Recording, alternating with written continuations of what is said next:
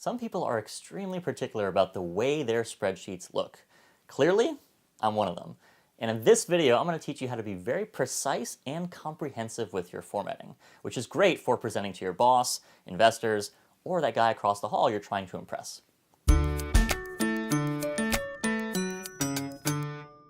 Sure, you can use the Home tab on the ribbon for many of the most common formatting options, but if you really want to start to get things to the next level and be really precise and comprehensive with all your formatting options, the one place to go is Format Cells. And the way to get there is with Control 1 on the PC or Command 1 on the Mac.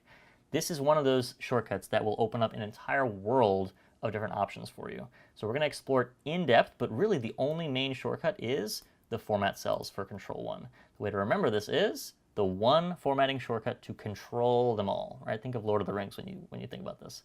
So once you have this window here, Control 1, there's a lot of different tabs up top, and you want to be able to navigate quickly between the different sections. The way to navigate is to go Control Page Down to move to the tab on the right, Control Page Up to go to the tab on the left. If you hit Tab, you're going to move to the next section or area on this pop-up.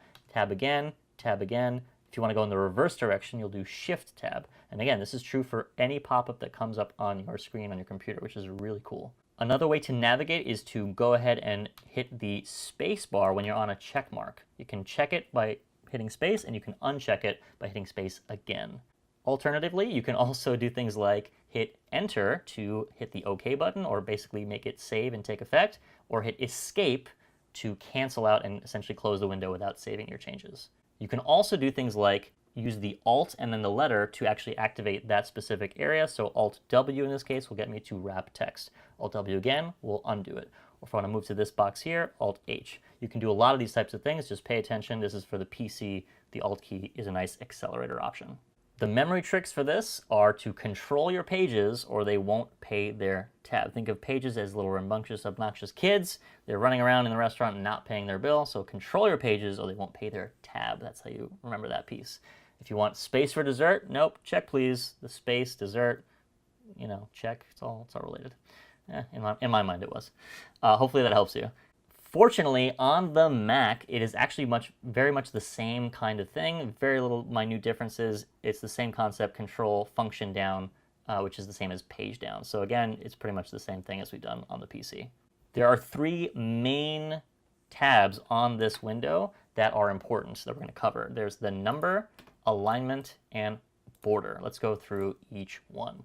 On the number tab, you have a lot of different types of data, different categories for what the data could actually be. So you'll start by selecting that on the side, and then you get a whole host of options. Again, explore each of these on your own time and really get a flavor of it. But things like general, number, currency, accounting, these are all very, very important. And if you get really fancy, you can do all sorts of custom stuff, but most people don't ever have to do that. So don't sweat it. Let's go to the alignment tab and see that there's a lot you can do here. You can orient your text. You can do things like wrap text or shrink to fit. You can even do some merging across. We'll talk about that a little bit later. And so that's a great way to take full advantage of how your text or your numbers or whatever your data is aligned exactly the way you want to.